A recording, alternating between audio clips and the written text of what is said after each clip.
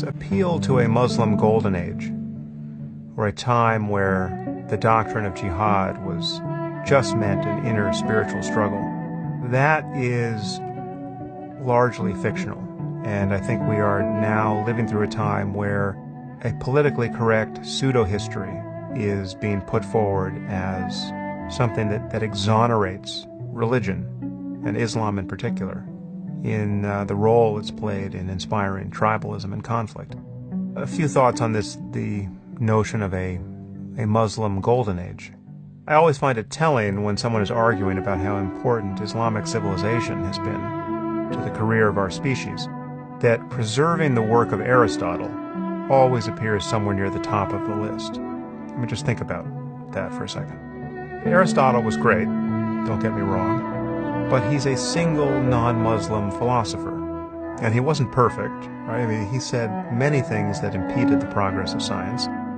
I think his importance for future generations was primarily as a counterpoint to 1,000 years of Abrahamic religious craziness that practically ruined human history. And I count Christianity as the main offender here. Yes, it is true to say that a millennium ago, the Muslim world was ahead of the Christian West. But that doesn't say anything good about Islam. It's just a reminder of how terrible Christianity was. And as for the ultimate significance of Islamic civilization, yes, there were Muslims making advances in optics. I think Homer said this somewhere in his article, and one often hears this, but they weren't using these advances to build telescopes and understand the cosmos. They were using them to design religious calendars and more accurately pinpoint the direction of Mecca. Here's the basic fact that the Muslim community just has to grapple with. There are single zip codes in New York and Massachusetts that have produced more of enduring value, scientifically, artistically, ethically, politically, than the entire Muslim world has produced in 1,000 years. And if you think that claim is inaccurate, or that it contains a shred of bigotry, you are lying to yourself.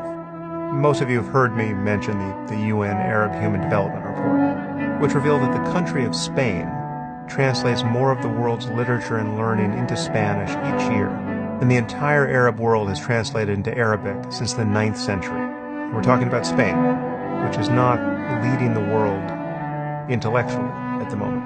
Arabs are, of course, only 5% of the world population, but they produce only 1% of the world's books, and a higher percentage of those are religious than anywhere else. Again, that's just the Arab world, but do you really think that adding Indonesia and Malaysia and Iran to the list would suddenly make Islamic culture look as creative as Western culture, or indeed as Jewish culture? Let's run these numbers. Muslims outnumber Jews by 100 to 1.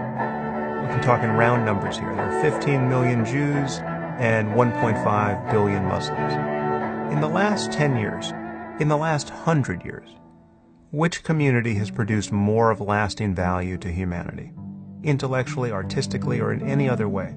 Yeah, I'm talking about scientific breakthroughs. I'm talking about new businesses and museums and films, cures for diseases, new methods of purifying water, the good stuff.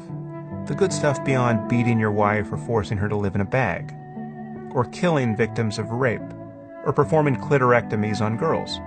You know, the other good stuff. If you are a so-called moderate Muslim, or a liberal, who is even now pulling the brakes on this train as it leaves the station, please don't pretend not to know the answer to this question. And don't pretend that answering it, or indeed asking it, is an expression of bigotry. This has nothing to do with Muslims being mistreated by the West. The Jews were nearly exterminated in the middle of the 20th century. They were victims of an actual genocide, as opposed to the imaginary genocides that we often hear about from Islamist apologists, describing the treatment of the Palestinians, for instance. Who knows how many brilliant and productive people were reduced to ash by the Nazis? Judging from the people who made it out, people who did more to establish our scientific worldview and literature and the arts than probably any other community in modern history, we probably lost some of the most intelligent and creative people who ever lived. And don't kid yourself that this has something to do with the resources either. Kuwait is a small, wealthy country that spends a lot of money on education.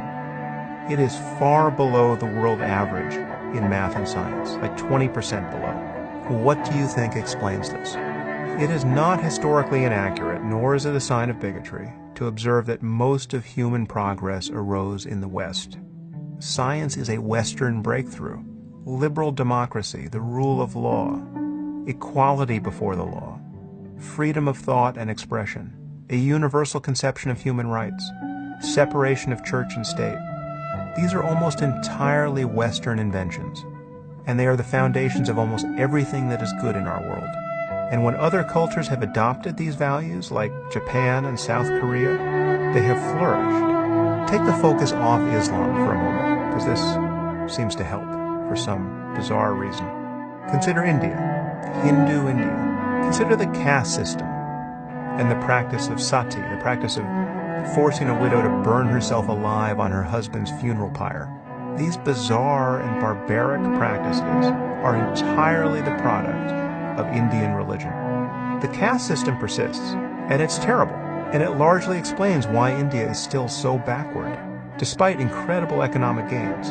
There are more malnourished and illiterate people in India than anywhere on earth. The practice of sati was effectively stamped out by the British and the Portuguese and the Dutch, which is a very good thing. Can we say that Western notions of human rights and political equality are better than these Indian traditions? Of course. Is it a sign of bigotry to say this? No, in fact, it is bigoted to say that Indians just might be better off with their barbaric traditions. Maybe Indian widows are better off being burned alive after their husbands die. That is bigoted. That is a failure of compassion. Maybe the illiterate street sweeper who has accepted his lot in life and the abuse heaped on him by his neighbors because of his belief in karma and rebirth, maybe he's better off than if he were sent to Oxford and educated. That is bigotry. And no one is tempted to indulge that bigotry on the topic of Hinduism. But when we talk about Islam, all of a sudden, the dial on the liberal moral compass just begins spinning uncontrollably, and it suddenly becomes impossible to navigate questions of right and wrong and good and evil.